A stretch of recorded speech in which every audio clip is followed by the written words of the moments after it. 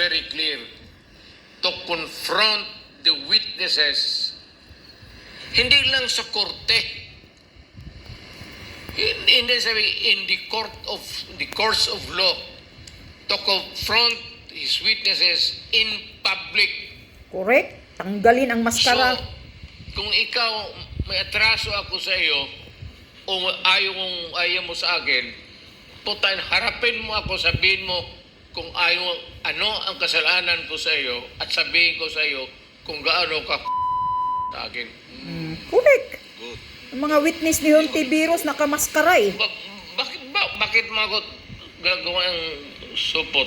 Oo. Tanong supot ang mukha. Pangulong Rodrigo Duterte ang mga testigo ni Senator Risa Hontiveros na tanggalin ang kanilang mga maskara dahil ito ay naaayon sa konstitusyon ng Pilipinas. Kaya nga. Ayon kay Duterte, dapat harap-harapang magsalita ang mga testigo na hindi itinatago ang kanilang mukha, lalo na mabibigat ang mga akusasyon na kanilang ipinapataw laban sa buting pastor na si Pastor Apollo C. Kibuloy.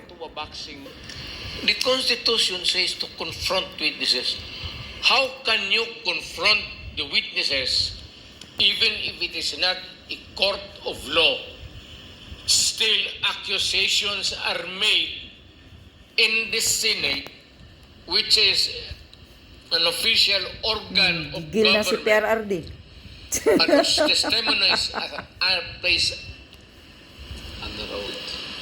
Under oath. Tapos lagyan mo ng supot. Supot. Supot ang mukha. Hindi papayag niya. Kaya nga. Kulungin mo na akong kulungin. Kagaguhan na itong si Hontiveros ginagawa eh. Hindi papayag niya. Sabihin ko sa iyo, you read the Constitution. Oh, read the Constitution, What Hontiveros. does the Constitution says? Does the Constitution Gaga says ka that kasi you can make the accusation in public under a support over your face? Oh, kaya nga. Inihalin tulad din ng dating Pangulo ang mga testigo ni Hontiveros sa isang makapili na ikinukubli ang ulo gamit ang bayong habang itinuturo ang mga kapwa Pilipino. One thing that really that bothers me most is yung may magtestigos na nakakover. Kaya nga. Parang hapon, during Hapon. the Japanese time, may mga itong mga idiot na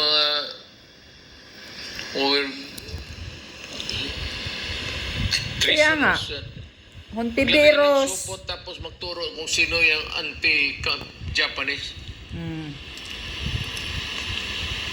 It's an anathema to me. I will never allow it.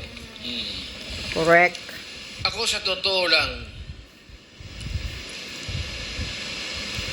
sabihin ko, kung sino man ang witness mo, tanggalin mo yung supot mo. Tanggalin, tama. So tanggalin mo yung supot mo, confront me kung ano ang kasalanan ko in front of the world. Amen. Correct. Hindi ito panahon ng hapon, magsabi ka, oh, sige, Panahon testify. ng hapon. Oh, yan. I will invoke Jutang ina naman si PRRD. And if you want, I will just walk. Sabihin ko kay Pastor, lumakad ka, Pastor. Pag inaresto ka, magsuntok ka na muna tayo dito. You see? Para kay Duterte na dati na ring naging fiskal sa mahigit kumulang 10 taon, kung ang dahilan ng pagtatakip ng mukha ng mga testigo ay dahil sa natatakot sila na malagay sa panganib ang kanilang mga buhay, ay nariyan naman ang gobyerno para protektahan sila. The state must protect the witness of Hontiveros. Pag sinabi niya PNP, provide 1 battalion to protect this witness, ang PNP kailangan must make sure na pag namatay itong witness na ito, ikaw PNP official, you will Yeah, correct. Ganon talaga yun, tama. yan. Hindi yan sa supot. Gobyerno ang tawagin mo. Yo, Witness yan ng Hontiveros. Bubo ka kasi, Hontiveros ah. Kasi ang agrabyado dito, gobyerno. Sige, Kabubuhan Hindi mo. yan, magtago-tago ka ng supot. Putos-putos ng Sabihin mo supo ang si mukha. Acorda, pati yung army. Hmm. Si Browner, sabihin mo, pati ikaw, John Browner, ikaw mag-contribute ka rin sa security ng tao na ito. Hmm.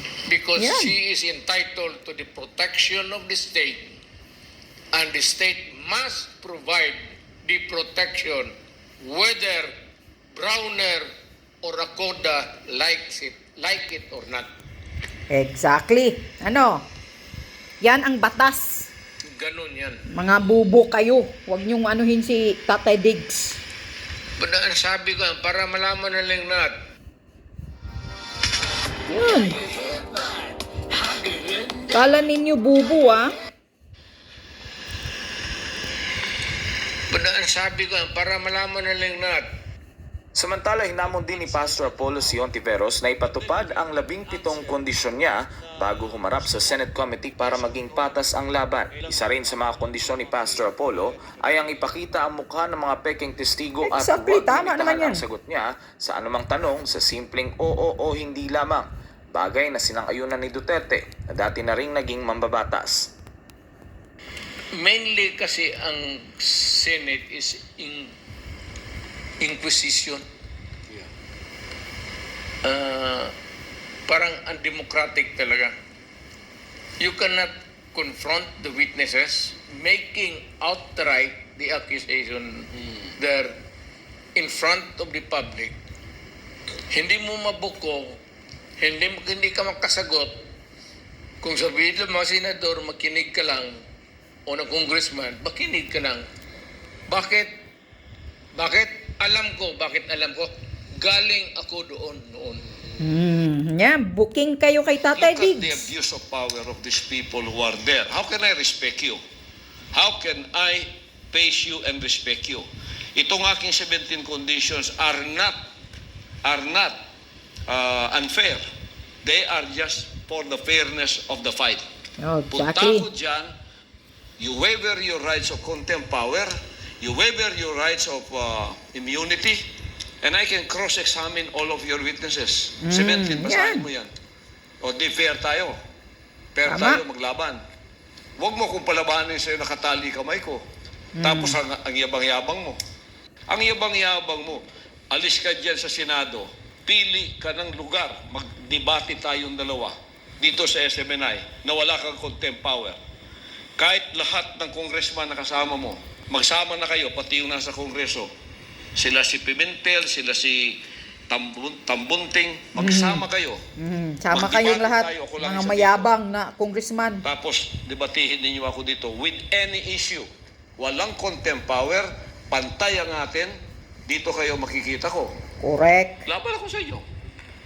Pero, huwag mo kong palabahan na katali kamay ko. Nakatali pa ako.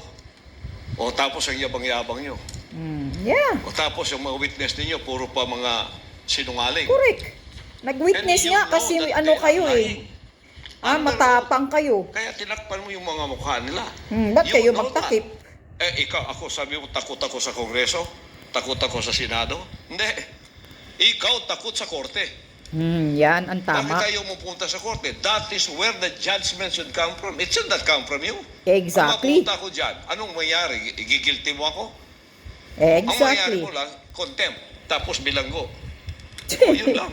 Tapos mayroong naghihintay sa akin doon, dali na ako somewhere or wherever.